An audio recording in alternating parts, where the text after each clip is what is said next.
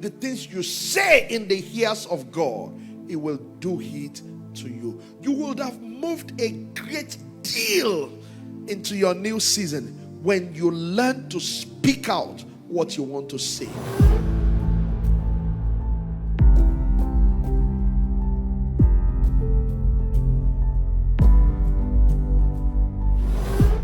In 2013, the Lord said to me, now the door is open. Your people can begin to travel. I was in Abuja then, and I called them for a meeting. They came from Lagos and Port Harcourt. In that meeting, I announced to them that this was what the Lord said.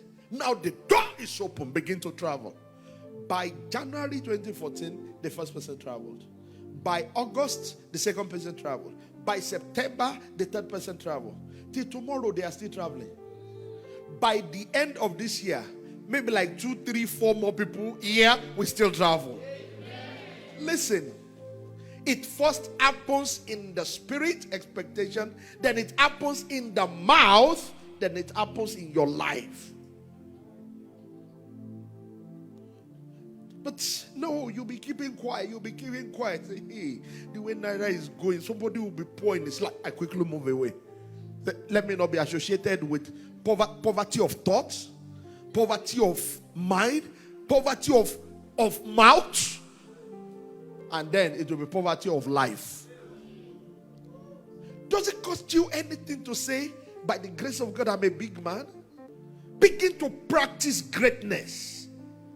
The Bible says in Hebrews 11, they that seek such a country declare plainly. Abraham told his children and then his grandchildren that we don't belong here. We are going to a place the Lord has prepared for us.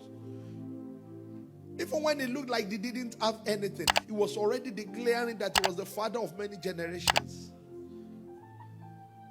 Why are you thinking small when God has made you big?